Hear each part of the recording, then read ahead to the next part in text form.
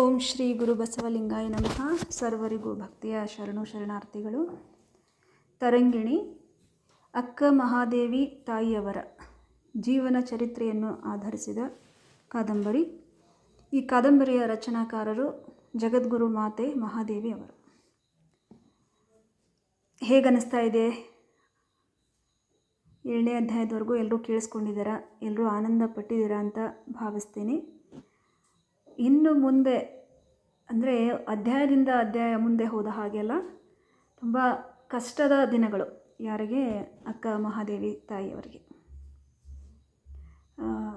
ಮತ್ತು ಬರೆದಿರೋದು ಬರವಣಿಗೆಯನ್ನು ತುಂಬ ಅದ್ಭುತವಾಗಿ, ಅಂದರೆ ಮಾತಾಜಿಯವರು ಅಷ್ಟು ಅದ್ಭುತವಾಗಿ ಈ ಕಾದಂಬರಿಯನ್ನು ರಚನೆ ಮಾಡಿದ್ದಾರೆ.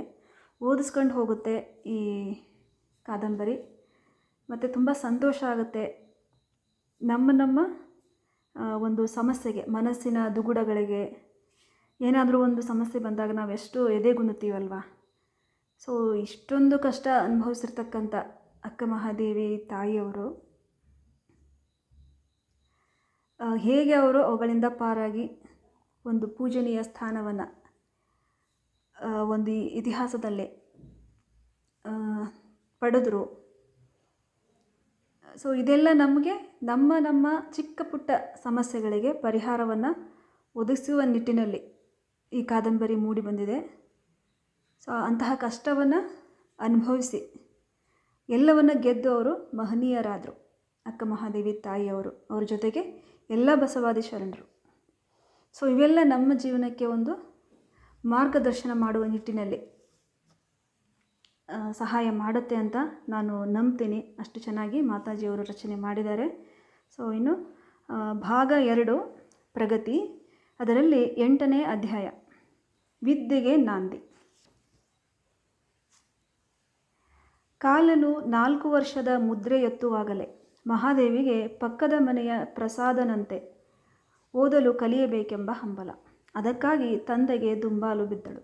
ಮಠದ ಶಾಲೆಗೆ ಹೋಗಿ ಓದಿ ಬಂದು ಸಂಜೆಯ ವೇಳೆ ಕಲಿತುದನ್ನು ಮನನ ಮಾಡುವ ಪ್ರಸಾದನನ್ನು ಅವನೆದುರು ಕುಳಿತು ಏಕಾಗ್ರತೆ ಅಚ್ಚರಿಗಳಿಂದ ದೃಷ್ಟಿಸುವಳು. ಮನೆಗೆ ಹಿಂತಿರುಗಿದವಳು ತಂದೆಯ ತೊಡೆಯನ್ನೇರಿದಳು. ಅಪ್ಪ, ಆ ಮನೆ ಪ್ರಸಾದಣ್ಣ ಏನೇನೋ ಓದ್ತಾನೆ, ಅದನ್ನು ನನಗೂ ಕಲಿಸಪ್ಪ ಎಂದು ಪೀಡಿಸಿದಳು. ನೀನಿನ್ನೂ ಸಣ್ಣವಳಮ್ಮ, ಮಠಕ್ಕೆ ಹೋಗಿ ಬರಲು ಸಾಧ್ಯವೇ? ಮುದ್ದಿಸಿ ಓಂಕಾರ ಕೇಳಿದ. ನಾನೇನೂ ಸಣ್ಣವಳಲ್ಲಪ್ಪ, ಓಡಾಡ್ತೀನಿ, ಆಟವಾಡ್ತೀನಿ, ಊಟ ಮಾಡ್ತೀನಿ, ಓದಕ್ಕೆ ಬರಲ್ವೇ? ಮುಖ ಉಬ್ಬಿಸಿ ಕೇಳಿದಳು. ನಾಳೆ ಗುರುಗಳನ್ನು ಕೇಳೋಣ. ಹೆಣ್ಣು ಮಕ್ಕಳೆಲ್ಲ ಓದ್ಯಾಕೆ ಬಿಡಿರಿ, ನಾವೆಲ್ಲ ಓದೇ ಇದ್ದೀವೇನು? ಗಂಡು ಹುಡುಗನಾದರೂ ಆಗಿದ್ದರೆ ವ್ಯವಹಾರಕ್ಕೆ, ಜಗತ್ತು ತಿಳ್ಕೊಳ್ಳಿಕ್ಕೆ ಓದು ಬೇಕಾಗ್ತಿತ್ತು. ಲಿಂಗಮ್ಮ ಮಧ್ಯೆ ಪ್ರವೇಶಿಸಿದಳು. ಅದಕ್ಕೆ ಮತ್ತೆ ನಿಂಗೆ ಏನೂ ಬರೋಲ್ಲ, ಅಪ್ಪ ಓದೋದನ್ನು ಮುಂದೆ ಕೂತು ದಡ್ಡಿಯಂತೆ ಕೇಳ್ತೀಯ. ಮಹಾದೇವಿ ಮುದ್ದು ಮಾತಿನಲ್ಲಿ ತಾಯಿಯನ್ನು ಅಣಕಿಸಿದಳು. ಇಷ್ಟು ಭಕ್ತಿಯ ಹಾಡನ್ನು, ಹಸೆ ಹಾಡನ್ನು ನಾನೇ ಹೇಳ್ಕೊಟ್ಬಿಡ್ತೀನಿ. ಮಠಕ್ಕೆ ಯಾರೂ ಹೆಣ್ಮಕ್ಕಳು ಶಾಲೆ ಕಲೀಲಿಕ್ಕೆ ಹೋಗಲ್ಲ, ಲಿಂಗಮ್ಮ ಆಕ್ಷೇಪಿಸಿದಳು. ಜುಳುಜುಳರಿನ ಪುಟಿಯುವ ಬುಗ್ಗೆಯ ಬಾಯಿಗೆ ಕಲ್ಲು ಸಿಕ್ಕಾಗ ಅದು ತುಸು ಸತ್ವಹೀನವಾಗುವಂತೆ ತಾಯಿಯ ಮಾತುಗಳು ಪುಟ್ಟ ಹೃದಯದ ಉತ್ಸಾಹದ ಓಘಕ್ಕೆ ಭಂಗ ತಂದವು.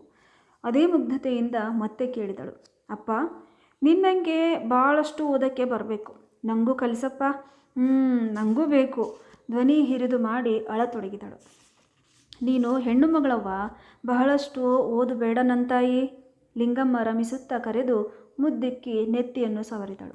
ಮಹಾದೇವಿಯ ದುಃಖ ನಿಲ್ಲದೆ ಮತ್ತಷ್ಟು ಧ್ವನಿ ಏರಿತು. ನನಗೆ ಬೇಕು. ಉಸಿರು ಕಟ್ಟತೊಡಗಿ ಮುಖವೆಲ್ಲ ಕೆಂಪಾದಾಗ ಲಿಂಗಮ್ಮ ಭಯಭೀತಳಾದಳು. ಆಗ್ಲಮ್ಮ, ನಾಳೆನೇ ಗುರುಗಳ ಹತ್ತಿರ ಹೋಗೋಣವಂತೆ. ಬೆಳಗ್ಗೆ ಮಿಂದು ಪೂಜೆ ಆದ ಮೇಲೆ ನಾವಿಬ್ಬರೂ ಹೋಗೋಣವಂತೆ. ಈಗ ಸುಮ್ಮನಾಗೋ ಅರ್ಗಿಳಿ. ಓಂಕಾರ ತನ್ನೆಡೆಗೆ ಕರೆದುಕೊಂಡ. ಆವೇಶದಿಂದ ಉಕ್ಕುವ ಹಾಲಿಗೆ ಹನಿ ನೀರು ಬಿದ್ದಂತೆ ತಂದೆಯ ಮಾತು ಮಗಳ ದುಃಖವನ್ನು ಶಮನಿಸಿತು. ಅಂದಿನ ಸಂಜೆಯೆಲ್ಲ ತುಂಬು ಸಂಭ್ರಮ. ತನ್ನ ಊರಿಗೆಯವರ ಮುಂದೆಲ್ಲ ನಾಳಿನ ಕಾರ್ಯಕ್ರಮದ ವಿವರಣೆ. ಪುಟ್ಟ ಪಕ್ಷಿಗೆ ಹೊಸದಾಗಿ ರೆಕ್ಕೆಗಳು ಮೂಡಿದಂತಹ ಚಟುವಟಿಕೆ ಮಹಾದೇವಿಯಲ್ಲಿ. ಪ್ರಸಾದಣ್ಣ, ನಾನು ನಿನ್ನಂಗೆ ಓದಕ್ಕೆ ಕಲಿತೀನಿ. ರಾತ್ರಿಯ ಹರಳೆಣ್ಣೆ ದೀವಿಗೆಯ ಬೆಳಗಿನಲ್ಲೇ ಓದುತ್ತಾ ಕುಳಿತ ಆ ಮುದ್ರೆಯ ಪ್ರಭಾವವನ್ನು ಎಳೆಯ ಹೃದಯದ ಮೇಲೆ ಅಚ್ಚುತ್ತಿದ್ದ ಪ್ರಸಾದನ ಮುಂದೆ ಹೇಳಿದಳು. ಸುಳ್ಳು ಮಾತು, ಹೆಣ್ಣು ಹುಡುಗಿಯರನ್ನು ಶಾಲೆಗೆ ಕಳಿಸೋಲ್ಲ, ವಿದ್ಯೆ ಗಂಡಸರ ಸ್ವತ್ತು ಎಂಬ ಟಿವಿಯಲ್ಲಿ ಪ್ರಸಾದ ಹೇಳಿದ. ಇಲ್ಲಣ್ಣ, ನಾಳೆ ಅಪ್ಪ ಕರ್ಕೊಂಡು ಹೋಗ್ತಾರೆ. ಸುಳ್ಳು ಹೇಳಿರಬೇಕು, ನಿನ್ನ ಕಣ್ಣಿಗೆ ಮಣ್ಣೆರ್ಚಕ್ಕೆ ಹಾಸ್ಯದ ನಗೆ ನಕ್ಕ. ನಮ್ಮಪ್ಪ ಸುಳ್ಳು ಹೇಳಲ್ಲ, ಸುಳ್ಳು ಹೇಳೋದು ಪಾಪ ಅಂತ ಹೇಳ್ತಾರೆ. ಹಂಗಾರೆ ಇದೇನೋ ಹೊಸ ಸಂಪ್ರದಾಯ, ಹೆಂಗಸರು ಹೊರಗೆ ಹೋಗ್ಬೋದು ಎನ್ನೋದು ನಿನ್ನಿಂದಲೇ ಆರಂಭವಾಗುತ್ತೇನೋ, ಪ್ರಸಾದ ಹೇಳಿದ. ಪಾದರಸವು ಹರಿದಾಡುವಂತೆ ಹೋಗಿ ಸ್ನೇಹಿತರ ಮನೆಗೆ ಸುದ್ದಿ ಮುಟ್ಟಿಸಿದಳು. ರಾತ್ರಿ ಇಡೀ ನಿದ್ರೆಯಲ್ಲೂ ಅದೇ ಸಂಭ್ರಮ. ಆಕೆಯ ಸಡಗರ ಕಂಡು ತಂದೆ ತಾಯಿಗಳಿಗೆ ಸೋಜಿಗವೆನಿಸಿತ್ತು. ಬೆಳಗಾಗುವುದರೊಳಗೆ ಮರೆತು ಬಿಡಬಹುದು ಎಂದುಕೊಂಡಿದ್ದ ಅವರ ನಿರೀಕ್ಷೆ ಸುಳ್ಳಾಯಿತು. ಲಿಂಗಮ್ಮನನ್ನು ಅಮ್ಮ ಎಂದು ಎಚ್ಚರಿಸಿದಾಗ ಆಕೆಗೆ ಆಶ್ಚರ್ಯವಾಯಿತು. ಇನ್ನೂ ಬೆಳ್ಳಿ ಚುಕ್ಕೆ ಮೂಡುವ ಹೊತ್ತು. ಯಾಕವ್ವ ಇಷ್ಟು ಬೇಗ ಎದ್ದೆ? ಮಲ್ಕೋ, ಕೆಂಪು ಮೂಡಿಲ್ಲ, ಹೊರಗೆ ಹೋಗ್ತೀಯೇನು? ಲಿಂಗಮ್ಮ ಮಗ್ಗುಲಲ್ಲಿ ಮಲಗಿದ್ದ ಮಗಳನ್ನು ತಟ್ಟಿದಳು. ಅವ್ವ, ಮುಂಜಾನೆ ಮಠಕ್ಕೆ ಹೋಗಬೇಕಲ್ಲ, ಮೀಯುತ್ತೀನಿ. ಅದೆಷ್ಟು ಹುಚ್ಚವ್ವ ನಿಂಗೆ, ರಾತ್ರಿ ನಿದ್ದೆನಾದರೂ ಮಾಡಿದೆಯೋ ಇಲ್ವೋ? ಮಗಳ ಕಾಟ ಸಹಿಸಲಾರದೆ ಎದ್ದು ಕುಳಿತಳು ಲಿಂಗಮ್ಮ. ಓಂಕಾರನನ್ನು ಎಬ್ಬಿಸ ಹೊರಟಳು ಮಹಾದೇವಿ. ಲಿಂಗಮ್ಮ ತಡೆದು, ಬೇಡ, ನಾವಿಬ್ಬರು ಪೂಜೆ ಮುಗಿಸೋಣ, ಆಮೇಲೆ ನಿಮ್ಮ ಅಪ್ಪನನ್ನು ಎಬ್ಬಿಸುವಂತೆ ಬಾ ಎಂದಳು. ನಿತ್ಯದ ಪರಿಪಾಠದಂತೆ ತಾಯಿಯ ಪಾದಕ್ಕೆ ನಮಸ್ಕರಿಸಿದಳು. ಲಿಂಗಮ್ಮನಿಗೆ ಹಿಂದೊಮ್ಮೆ ನಡೆದ ಘಟನೆ ನೆನಪಿನ ಸರಸಿಯಲ್ಲಿ ಕಮಲವಾಗಿ ಅರಳಿತು. ಅಂಗಡಿಯ ವ್ಯವಹಾರವನ್ನು ಮುಗಿಸಿ ಓಂಕಾರ ಮನೆಗೆ ಬಂದು ಸ್ನಾನ ಪೂಜೆ ಮುಗಿಸಿ ಅಧ್ಯಯನವನ್ನು ನಡೆಸುವ ಸಮಯದಲ್ಲಿ ಪಡಸಾಲೆಯಲ್ಲಿ ಕುಳಿತು ಮಗಳನ್ನು ಕುಳ್ಳಿರಿಸಿಕೊಂಡು ಪುರಾಣದ ಮಹಾತ್ಮರ ಕಥೆಗಳನ್ನು ಆಯ್ದು ಹೇಳುವ ಪರಿಪಾಠ ಲಿಂಗಮ್ಮನದು. ಮಠ ಗುಡಿಗಳಲ್ಲಿ ಕೇಳಿ ಸಂಗ್ರಹಿಸಿದ, ಪತಿಯಿಂದಲೂ ತಿಳಿದುಕೊಂಡ ಹಲವು ತತ್ವಗಳನ್ನು ನೆನಪಿನ ನೆಲೆಗೆ ತಂದುಕೊಂಡು ಮಗಳಿಗೆ ಹೇಳುವಳು. ಜೊತೆಯವರೊಡನೆ ಸಂಜೆಯ ಆಟಗಳನ್ನು ಆಡಿ ಬಂದ ಮಹಾದೇವಿ ಅವರೆಲ್ಲರಿಗೂ ಕೈಕಾಲು ಮುಖ ತೊಳೆಸಿ ವಿಭೂತಿ ಧರಿಸಿಕೊಳ್ಳಲು ಹೇಳಿ ತಾನೂ ಹಾಗೆ ಮಾಡಿ ಎಲ್ಲರೊಡನೆ ಕುಳಿತುಕೊಳ್ಳುವಳು. ಏಕಾಗ್ರತೆಯಿಂದ ತಾಯಿ ಹೇಳಿದ್ದನ್ನೆಲ್ಲ ಮನವಿಟ್ಟು ಕೇಳುವಳು. ತಾಯಿ ತಂದೆಯರ ಘನತೆಯನ್ನು ವಿವರಿಸುತ್ತಾ ಗಣಪತಿ ಷಣ್ಮುಖರ ಪಂದ್ಯದ ಬಗ್ಗೆ ಲಿಂಗಮ್ಮ ಹೇಳಿದ್ದಳು. ನಾರದ ತಂದ ಹಣ್ಣಿಗಾಗಿ ಇಬ್ಬರೂ ಪಂದ್ಯ ಕಟ್ಟಿ ಷಣ್ಮುಖ 3 ಸಲ ಬ್ರಹ್ಮಾಂಡ ಸುತ್ತಿ ಬರುವುದರೊಳಗಾಗಿ ಗಣಪತಿ ತಾಯಿ ತಂದೆಯರಿಬ್ಬರನ್ನು 3 ಸಲ ಪ್ರದಕ್ಷಿಸಿ ನಮಸ್ಕರಿಸಿ ತಾನೇ ಗೆದ್ದುದಾಗಿ ಪ್ರಕಟಿಸಿದ್ದನ್ನು ಹೇಳಿದಳು. ಗಣಪತಿಯ ಬುದ್ಧಿಯನ್ನು ಕಂಡು ಮಹಾದೇವಿಗೆ ಹಿಗ್ಗು, ಅವನು ಗೆದ್ದಾಗ ಚಪ್ಪಾಳೆ ತಟ್ಟಿ ನಕ್ಕಳು. ತಾಯಿ ತಂದೆ ಅಷ್ಟು ದೊಡ್ಡವರೇನಮ್ಮ? ತಾಯಿಯನ್ನು ಕೇಳಿದಳು. ಹೌದಮ್ಮ, ಯಾರು ಬೆಳಗ್ಗೆ ಎದ್ದು ನಮಸ್ಕಾರ ಮಾಡಿ ಹೆತ್ತೊಡಲಿನ ಆಶೀರ್ವಾದ ಪಡೆಯುವರೋ ಅವರು ಎಲ್ಲ ಸಂಪತ್ತನ್ನೂ ಪಡೆಯುವರು. ಈ ಮಾತು ಅಚ್ಚಳಿಯದೆ ಉಳಿದುದಷ್ಟೇ ಅಲ್ಲ, ಅಂದಿನಿಂದ ಮಹಾದೇವಿ ಬೆಳಗ್ಗೆ ಎದ್ದ ತಕ್ಷಣ ಸಂಜೆಗೆ ದೀಪ ಮುಟ್ಟಿಸಿದ ವೇಳೆಗೆ ತಾಯಿ ತಂದೆಯರಿಗೆ ನಮಸ್ಕರಿಸಲು ಮರೆಯಲೇ ಇಲ್ಲ. ಶಾಲೆಗೆ ಹೋಗುವ ಆತುರ ಉತ್ಸಾಹಗಳಿಂದ ಮಹಾದೇವಿ ಸ್ನಾನ ಪೂಜೆ ಮುಗಿಸಿದಳು. ತಂದೆಯನ್ನು ಎಬ್ಬಿಸಿದಾಗ ಸೂರ್ಯೋದಯವೇ ಆಗಿಲ್ಲದ್ದನ್ನು ನೋಡಿ ಓಂಕಾರ ಬೆರಗಾದ. ಆಗಲೇ ಎದ್ದೇ ಬಿಟ್ಟಿಯಾ? ಅಪ್ಪ, ಮಠಕ್ಕೆ ಹೋಗಬೇಕಲ್ಲ, ಹೊತ್ತಾಗಲಿಲ್ವೇ? ಅವಳ ಆತುರವನ್ನು ಕಂಡು ಆಶ್ಚರ್ಯಚಕಿತನಾಗಿ ನಮಸ್ಕರಿಸಿದ ಮಗಳನ್ನು ತೊಡೆಯ ಮೇಲೆ ಕೂಡಿಸಿಕೊಂಡ. ಹಠಮಾರಿ, ಹಿಡಿದ ಹಠ ಬಿಡಬೇಕಲ್ಲ, ನಿನ್ನೆಯಿಂದ ಅದೇ ಪಟ್ಟು. ಮಗಳನ್ನು ಹಿಂಬಾಲಿಸಿದ್ದ ಲಿಂಗಮ್ಮ ನುಡಿದಳು. ನಂದಾಗಲೇ ಎಲ್ಲ ಆಯಿತು, ನೀನು ನಡಿಯಪ್ಪ. ಅವಳ ಉತ್ಸಾಹವನ್ನು ಹತ್ತಿಕ್ಕಲಾರದೆ ಮೇಲೆದ್ದು ನಡೆದ. ಪೂಜೆಯಾದ ಬಳಿಕ ತಂದೆ ಮಗಳಿಬ್ಬರು ರಸಬಾಳೆಯ ಹಣ್ಣು ತಿಂದು ಹಾಲು ಕುಡಿದರು. ತಂದೆಯೊಡನೆ ಹೊರಟ ಮಗಳು ಕಳಿಸಲು ಬಂದ ತಾಯಿಗೆ ನಮಸ್ಕರಿಸಿ, ಅವ್ವ, ಇಷ್ಟೂ ವಿದ್ಯೆ ಬುದ್ಧಿ ಬರಲಂತ ಆಶೀರ್ವಾದ ಮಾಡುವ, ಕೈಗಳನ್ನು ವಿಸ್ತರಿಸಿ ತೋರಿಸಿದಳು. ಮಠದ ಗುರುಗಳು ಇಲ್ವಾ? ಅವರಂಗೆ ನಾನೂ ಆಗಬೇಕು. ಗುರುಲಿಂಗ ದೇವರು ಎತ್ತರದ ವೇದಿಕೆಯ ಮೇಲೆ ಕುಳಿತು ಪ್ರವಚನ ಮಾಡುವ ದೃಶ್ಯ ಅವಳ ಮನದ ಮೇಲೆ ಆದರ್ಶ ಸಾಧನೆಯ ರೂಪರೇಷೆ ಮೂಡಿಸಿದ್ದಿತು. ಇಂಥದ್ದೇಕೆ ಹರಿಸ್ಲವ್ವ, ಜಾಣಿಯಾಗಿ ಒಳ್ಳೆ ಗಂಡನ್ನ ಪಡಿಯೆಂದು ಹರಿಸುವೆ ಮನಸ್ಸಿನಲ್ಲಿ ಅಂದುಕೊಂಡು ಅಂದವಾಗಿ ಹೊರಟು ನಿಂತ ಮಗಳನ್ನು ಕಣ್ತುಂಬ ನೋಡಿ ಲಿಂಗಮ್ಮ ನಕ್ಕಳು. ಬೆಳಗಿನ ಶಾಲೆ ಆರಂಭವಾಗುವ ಮುನ್ನವೇ ಸ್ನಾನ ಮಾಡಿ ವಿಭೂತಿ ಧರಿಸಿಕೊಂಡು ಪುಟ್ಟ ಹೆಜ್ಜೆ ಇರಿಸುತ್ತಾ ತಂದೆಯೊಡನೆ ಬಂದು ನಮಸ್ಕರಿಸಿದ ಮುಗ್ಧೆಯನ್ನು ಕಂಡು ಅಚ್ಚರಿಗೊಂಡರು ಗುರುಲಿಂಗರು. ಮಹಾದೇವಿ ಎದ್ದು ನಿಂತು ಕೈ ಮುಗಿದು ಶರಣು ಗುರುಗಳೇ ಎಂದಳು. ವಾತ್ಸಲ್ಯಪೂರಿತ ಧ್ವನಿಯಿಂದ ತಲೆ ನೇವರಿಸಿ ಕೇಳಿದರು. ಕ್ಷೇಮವೇನಮ್ಮ? ತಮ್ಮ ಅನುಗ್ರಹದಿಂದ ಎಲ್ಲ ಚೆನ್ನಾಗಿದೆ ಉತ್ತರಿಸಿದಳು. ಧ್ವನಿ ಮಾತುಕತೆಯಲ್ಲಿ ತಂದೆಯ ಅನುಕರಣೆಯನ್ನು ಗುರುತಿಸಿದರು. ಗುರುಗಳ ಸ್ವಾಭಾವಿಕ ಪ್ರಶ್ನೆಗೆ ಓಂಕಾರ ಯಾವಾಗಲೂ ಹೀಗೆ ಉತ್ತರಿಸುತ್ತಿದ್ದುದು. ನೀನು ಅಪ್ಪನ ಮಗಳೋ ಅವ್ವನ ಮಗಳೋ? ದಿನದಿನಕ್ಕೂ ಬಾಳೆಯ ಸಸಿಯಂತೆ ವೃದ್ಧಿಯಾಗುತ್ತಿದ್ದ ಆಕೆಯನ್ನು ಪರೀಕ್ಷಿಸುತ್ತಾ ಕೇಳಿದರು. ತಾಯಿಯ ಶಾರೀರಿಕ ಸೌಂದರ್ಯ, ಸಾತ್ವಿಕತೆ, ತಂದೆಯ ಚಿಂತನಶೀಲತೆ, ದಿಟ್ಟತನಗಳ ಸಂಗಮ ಮಗಳಲ್ಲಿ ಆದದ್ದನ್ನು ಗಮನಿಸಿದರು. ಮಹಾದೇವಿ ಕ್ಷಣಕಾಲ ಮೌನವಾಂತಳು. ಬಳಿಕ ಉತ್ತರಿಸಿದಳು, ದೇವರ ಮಗಳು. ಗುರುಲಿಂಗರು ಸ್ತಂಭೀಭೂತರಾದರು. ಶರೀರಕ್ಕೆ ಜನ್ಮ ನೀಡಿದ ತಾಯಿ ತಂದೆಯರನ್ನೇ ಕಾರಣರು ಎನ್ನುವ ಲೌಕಿಕ ಪ್ರಶ್ನೆಯಲ್ಲಿನ ಆಧ್ಯಾತ್ಮಿಕ ದೋಷವನ್ನು ಎತ್ತಿ ತೋರಿಸುವಂತಿತ್ತು ಆ ಮುಗ್ಧೆಯ ಉತ್ತರ. ತಂದೆ ಮಗಳಿಬ್ಬರು ಕುಳಿತುಕೊಳ್ಳುವಾಗಲೇ ಮಹಾದೇವಿ ಹೇಳಿದಳು, ತಂದೆ ನೀನು, ತಾಯಿ ನೀನು, ಬಂಧು ನೀನು, ಬಳಗ ನೀನು ಎಂದು ಅಪ್ಪ ಬಸವಣ್ಣನವರು ಹೇಳುತ್ತಾರಲ್ಲ ಗುರುಗಳೇ. ದೇವರೇ ಎಲ್ಲರಿಗೂ ತಾಯಿ ತಂದೆ. ಬಾಯಿಪಾಠ ಮಾಡಿದ ವಚನವನ್ನು ಸ್ಮರಿಸಿಕೊಳ್ಳುತ್ತಾ ಹೇಳಿದಳು. ಅದಕ್ಕೆ ಅಪ್ಪ ಬಸವಣ್ಣನವರು ಹೇಳುವರು, ವನದ ಕೋಗಿಲೆ ಮನೆಗೆ ಬಂದರೆ ವನದ ನೆನಪನ್ನು ಹೇಗೆ ದೂರ ಸರಿಸದೋ, ಬೆಟ್ಟದ ಆನೆ ಪಟ್ಟದ ಆನೆಯಾದರೂ ತನ್ನ ಅರಣ್ಯದ ಸೊಬಗನ್ನು ಮರೆಯದೋ, ಹಾಗೆ ಶರಣರು ಮರ್ತ್ಯದಲ್ಲಿದ್ದರೂ ಅಮರ್ತ್ಯ ಶಕ್ತಿಯಾದ ದೇವಕಾರುಣ್ಯದ ಸೂತ್ರವನ್ನು ಮರೆಯರು. ಗುರುಲಿಂಗ ದೇವರು ಉದ್ಗರಿಸಿದರು. ಬಹಳ ಕುಶಾಗ್ರಮತಿ ಈಕೆ ಗುರುಗಳೇ. ಒಂದು ಬಾರಿ ಹೇಳಿದರೆ ಸಾಕು, ಮರೆಯದೆ ತನ್ನ ಚಿತ್ತದ ಉಗ್ರಾಣದಲ್ಲಿ ಸೇರಿಸಿಕೊಂಡು ಬಿಡುವಳು. ತಾನೂ ಪಕ್ಕದ ಮನೆಯ ಪ್ರಸಾದನಂತೆ ಓದಲು ಕಲಿಯುತ್ತೇನೆಂದು ಹಠ ಹಿಡಿದಿದ್ದಾಳೆ. ಸುಮ್ಮನಾಗಿಸಲು ಸಾಧ್ಯವಾಗದೆ ನಿಮ್ಮ ಬಳಿ ಕರೆತಂದಿರುವೆ. ಕಲಿಯಲಿ ಬಿಡು. ಗುರುಗಳ ಮಾತಿನಿಂದ ಮಹಾದೇವಿಯ ಮುಖದ ಮೇಲೆ ನಗೆಯ ಮುಗುಳು ಬಿರಿಯಿತು. ಆದರೆ ಇವರ ತಾಯಿ ಹೆಂಗೂಸಿಗೇಕೆ ಓದು ಎಂದು ಬೇಡವೆನ್ನುತ್ತಿರುವಳು. ದೈವದವರು ಆಡಿಕೊಂಡಾರೆಂಬ ಭಯ, ಆದರೆ ನನಗೇನೋ ಓದಿಸುವ ಬಯಕೆ. ಅಪ್ಪ ಅವ್ವ ನಿನ್ನಷ್ಟು ಜಾಣೆಯಲ್ಲ, ಆಕೆಗೆ ನಿನ್ನಷ್ಟು ತಿಳಿಯಲ್ಲ. ಮಹಾದೇವಿ ಉತ್ತರಿಸಿದಾಗ ಗುರುಲಿಂಗರು ನಕ್ಕರು. ಅರಳು ಹುರಿದಂತೆ ಮಹಾದೇವಿ ಮಾತನಾಡಿದರೆ ಅವರಿಗೆ ಆನಂದದ ಕೊಡ ತುಂಬುತ್ತಿತ್ತು. ಈ ಮೌಢ್ಯ ಸಂಪ್ರದಾಯವನ್ನು ಕಿತ್ತೊಗೆಯುವ ಸಾಹಸ ಮಾಡಬೇಕು ಓಂಕಾರ. ಧಾರ್ಮಿಕ ಆಧ್ಯಾತ್ಮಿಕ ಸಮಾನತೆಯನ್ನು ಘೋಷಿಸಿದ ಬಸವಣ್ಣನವರು ನಮಗಾಗಲೇ ಸೂತ್ರವನ್ನು ನೀಡಿದ್ದಾರೆ. ಈ ಸೂತ್ರದ ಬೀಜಗಳನ್ನು ಸಮಾಜದಲ್ಲಿ ನೆಟ್ಟು ಫಲ ಪಡೆಯುವ ಪ್ರಯೋಗ ನಾವು ಮಾಡಬೇಕು. ಶಿಕ್ಷಣ ರಂಗದಲ್ಲಿ ಸಮಾನತೆ ತರದ ಹೊರತು ಅಂಧಶ್ರದ್ಧೆಯ ಬಂಧನದಿಂದ ಬಿಡುಗಡೆ ಸಾಧ್ಯವಿಲ್ಲ. ಸಾಂಪ್ರದಾಯಿಕ ಕರ್ಮವಾದದ ಬಾವಿಯಲ್ಲಿ ಬಿದ್ದವರನ್ನು ಶಿಕ್ಷಣದ ಹಗ್ಗ ಹಿಡಿದು ಮಾತ್ರ ಎತ್ತಲು ಸಾಧ್ಯ.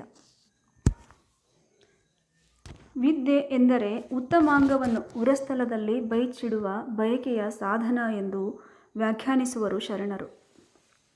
ಉತ್ತಮಾಂಗ ಎಂದರೆ ಶಿರ, ಅರಿವು ಅಥವಾ ಬುದ್ಧಿ.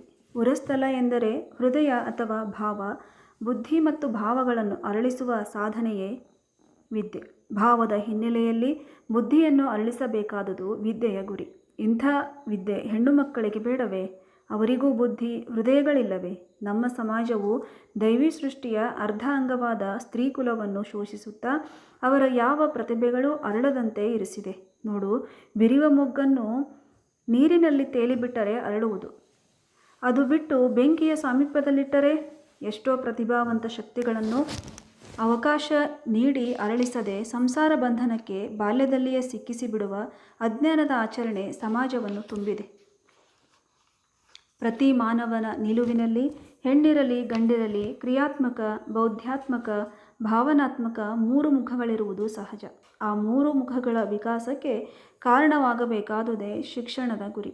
ಇಂತಹ ಶಿಕ್ಷಣ ಹೆಣ್ಣು ಮಕ್ಕಳಿಗೆ ಬೇಡವೇ? ಶ್ರೀ ಗುರುಲಿಂಗರು ಹೇಳಿದರು. ಇದೆಲ್ಲವೂ ಸರಿಯೇ. ಮುಳ್ಳು ಕಲ್ಲುಗಳಿಂದ ಕೂಡಿದ ದಟ್ಟಾರಣ್ಯದಲ್ಲಿ ಮೊದಲ ಅಡಿಯಿಟ್ಟು ನಡೆಯುವವರಿಗೆ ಶ್ರಮ ಬಹಳವಾದಂತೆ ಹೊಸದನ್ನು ಹಿಡಿಯುವವರಿಗೆ ಸಮಾಜದಿಂದ ಟೀಕೆಗಳು ಬಹಳವಷ್ಟೇ. ಓಂಕಾರ ಹೇಳಿದ. ಅದು ನಿಜ ಓಂಕಾರ. ಆನೆಯಂತಹ ಪ್ರಾಣಿ ಕಾಡಿನಲ್ಲಿ ಮುಂದೆ ಸಾಗಿದಾಗ ಆಡಿನಂತಹವು ನಿರ್ಮಾಣವಾದ ದಾರಿಯಲ್ಲಿ ಅಡಿ ಇಡಬಲ್ಲವು. ವಿವೇಕಿಗಳಾದ ಕೆಲವರಾದರೂ ಸಾಹಸದ ಹೆಜ್ಜೆ ಇಡದಿದ್ದರೆ ಉಳಿದವರಿಗೆ ಮುಂದುವರಿಯಲು ಆಸ್ಪದವೆಲ್ಲಿ? ಮೊದಮೊದಲು ಹೊಸತನ್ನು ಕಂಡಾಗ ಸಮಾಜ ಟೀಕಿಸುವುದು ಸಹಜ. ಮೊದಲ ತಂಬಿಗೆ ತಣ್ಣೀರನ್ನು ಮೈ ಮೇಲೆ ಹಾಕಿಕೊಂಡಾಗ ಮೈಯ ಬಿಸಿಗೆ ವಿರುದ್ಧ ತಣ್ಣೀರು ಕೆಲಸ ಮಾಡಿ ಹಾ ಎನಿಸುವುದು. ಅದೇ 10 ತಂಬಿಗೆ ನೀರು ಬೀಳತೊಡಗಿದಾಗ ಮೈಯ ಕಾವು ನೀರಿನ ಕಾವಿಗೆ ಹೊಂದಿಕೊಂಡು ಹಿತವೆನಿಸುವುದಷ್ಟೇ. ಯಾರಾದರೂ ಮುಂದುವರಿದು ಹೊಸತನ್ನು ತುಳಿದಾಗ ಆಡಿಕೊಳ್ಳುವ ಸಮಾಜವೇ ನಂತರ ಸ್ಫೂರ್ತಿಗೊಂಡು ಹಿಂಬಾಲಿಸುವುದು ಅಸಂಭವವೇನಲ್ಲ. ತಮ್ಮ ಸಮ್ಯಕ್ ಪ್ರಜ್ಞೆಯ ಆಳದ ಅರಿವು ನನಗಿದೆ ಗುರುದೇವ. ನಿಮ್ಮ ಮಾತಿಗೆ ಬೆಲೆ ತಲೆಬಾಗಲು ನಾನು ಸಿದ್ಧನಿರುವೆ. ಸರಿ, ಹಾಗಾದರೆ ಮಹಾದೇವಿಯನ್ನು ಪ್ರತಿನಿತ್ಯ ಕಳಿಸಿಕೊಡು. ನಿನಗೆ ಕರೆತರಲು ತೊಂದರೆಯಾದೀತು. ಅಕ್ಕಪಕ್ಕದ ಮಕ್ಕಳಾರಾದರೂ ಮಠದ ಶಾಲೆಗೆ ಬರುತ್ತಿದ್ದರೆ ಜೊತೆ ಮಾಡಿ ಕಳುಹಿಸು. ತಪ್ಪದೇ ಬರುತ್ತೇನಮ್ಮ? ಮಹಾದೇವಿಯನ್ನು ಪ್ರಶ್ನಿಸಿದರು. ಉತ್ಸುಕತೆಯ ಧ್ವನಿಯಲ್ಲಿ ನುಡಿದಳು. ಓಹೋ, ತಪ್ಪದೇ ಬರುವೆ. ನೀವು ಹೇಳಿಕೊಟ್ಟಿದ್ದನ್ನೆಲ್ಲ ಕಲಿಯುವೆ. ತಪ್ಪಿದರೆ ಗುರುಗಳು ಹೊಡೆಯುತ್ತಾರೆ, ಬೈಯುತ್ತಾರೆ, ಗುರುಲಿಂಗರು ಹೇಳಿದರು. ಆಗಲೇ ಗುರುಗಳೇ, ಕಲ್ಲು ಮೂರ್ತಿಯಾಗಲು ಪೆಟ್ಟು ತಿನ್ನಬೇಕಂತೆ, ಅವ್ವ ಹೇಳುವಳು. ಗುರುಲಿಂಗರು ಅವಳ ಗ್ರಹಣ ಶಕ್ತಿಯನ್ನು ಕಂಡು ಬೆರಗಾದರು. ತಾಯಿ ತಂದೆಗಳ ಪ್ರತಿಯೊಂದು ಬೋಧೆ ಆಚರಣೆಗಳು ಆಕೆಯ ಮೇಲೆ ಅಚ್ಚುತ್ತಿದ್ದವು. ಮಕ್ಕಳ ಮನಸ್ಸು ಹದಮಾಡಿದ ಮಣ್ಣಿನ ಮುದ್ದೆ. ಕುಂಬಾರ ತಿಗರಿಯ ಮೇಲಿಟ್ಟು ತಿರುಗಿಸಿದಾಗ ವಿವಿಧಾಕಾರದ ಮಡಿಕೆಗಳು ರೂಹುಗೊಳ್ಳುವಂತೆ ತಾಯಿ ತಂದೆಯರ ಪರಿಸರದ ಪ್ರತಿ ಆಚಾರ ವಿಚಾರಗಳು ಅವರ ಮನಸ್ಸಿನ ಮೇಲೆ ಪರಿಣಾಮದ ಮುದ್ರೆಯನ್ನೊತ್ತುವವು. ಕುಂಬಾರನ ಹಸ್ತವು ಆಕಾರ ನೀಡಿದಾಗ ತಿಗರಿಯು ಆವಿಗೆ ನಯಗೊಳಿಸಿ ಅವಿಗೆ ಸುಟ್ಟು ಸ್ಥಿರೀಕರಣ ಮಾಡುವಂತೆ ಮಕ್ಕಳ ವ್ಯಕ್ತಿತ್ವಕ್ಕೆ ಆಕಾರ ಕೊಡುವವರು ತಾಯಿ ತಂದೆಯರು, ನಯಗೊಳಿಸುವವರು ಶಿಕ್ಷಕರು, ಬೇಯಿಸಿ ಪರಿಪಕ್ವ ಮಾಡುವುದು ಧರ್ಮ. ನಿಮ್ಮ ಒಳ್ಳೆಯ ಸಂಸ್ಕಾರ ಹೇಗೆ ಮಹಾದೇವಿಯನ್ನು ಸಂಸ್ಕರಣ ಮಾಡುತ್ತಿದೆ ನೋಡು. ತಮ್ಮ ಹಸ್ತದಿಂದಲೇ ಅಕ್ಷರಾಭ್ಯಾಸ ಪ್ರಾರಂಭವಾಗಲಿ ಗುರುಗಳೇ. ಕಟ್ಟಿಗೆಯ ಮಣೆಯ ಮೇಲೆ ಅಕ್ಷತೆಯನ್ನು ಹರಡಿ ಓಂ ಶ್ರೀ ಗುರು ಬಸವಲಿಂಗಾಯ ನಮಃ ಎಂದು ಬರೆದ ಗುರುಲಿಂಗರು ಮಹಾದೇವಿಯ ಬೆರಳನ್ನು ಹಿಡಿದು ತಿದ್ದಿಸಿದರು. ಹೀಗೆ ಆರಂಭವಾದ ಶಿಕ್ಷಣ ನಿರೀಕ್ಷೆಗೆ ಮೀರಿದ ಪ್ರಗತಿಯನ್ನು ಸಾಧಿಸತೊಡಗಿತು. ವಯಸ್ಸಿನ ಸೀಮೆಯನ್ನು ದಾಟಿದ್ದ ನೆನಪಿನ ಶಕ್ತಿ, ಗ್ರಹಣ ಶಕ್ತಿಗಳು ಮಹಾದೇವಿಯಲ್ಲಿ ಸಂಗಮಿಸಿದ್ದವು. ಕ್ರಮಯುಕ್ತ ಅಭ್ಯಾಸ ಮುಗಿಸಿಕೊಂಡು ವಚನಗಳನ್ನು ಕಲಿಯಲು ಗುರುಗಳ ಸನ್ನಿಧಿಗೆ ಬರುತ್ತಿದ್ದಳು. ಒಂದೆರಡು ಹೊಸ ವಚನಗಳನ್ನು ಓದಿಕೊಂಡು ಮನೆಯತ್ತ ಧಾವಿಸುತ್ತಿದ್ದಳು. ಅವಳು ಕಲಿಯುವ ವೇಗವನ್ನು ಗಮನಿಸಿ ಗುರುಲಿಂಗರು ಚಕಿತರಾಗುತ್ತಿದ್ದರು. ಓಂಕಾರ, ನಿನ್ನ ಮಗಳು ಸಾಮಾನ್ಯಳಲ್ಲವಪ್ಪ. ಮನೆಯ ಮಾಳಿಗೆಯ ಮೇಲೆ ನಿಂತಾಗ ಎತ್ತರದಲ್ಲಿ ಹಾರುವ ಗಾಳಿಯ ಪಟ ತೋರುವುದು. ಪಟವಷ್ಟೇ ಕಾಣುವುದು, ಅದರ ಹಿಂದೆ ಸೂತ್ರ ಹಿಡಿದು ಆಡಿಸುವ ಹಸ್ತ ಕಾಣದು. ಹಾಗೆಯೇ ಈ ಮಹಾದೇವಿಯ ಬದುಕು ಒಂದು ಗಾಳಿಯ ಪಟ. ಇದರ ಸೂತ್ರವು ಆ ಅದೃಶ್ಯ ಅಲೌಕಿಕ ಹಸ್ತದ ಹಿಡಿತದಲ್ಲಿ ಉದ್ಗರಿಸುತ್ತಿದ್ದರು ಗುರುಲಿಂಗ ದೇವರು. ಎಲ್ಲರಿಗೂ ಶರಣು ಶರಣಾರ್ಥಿ.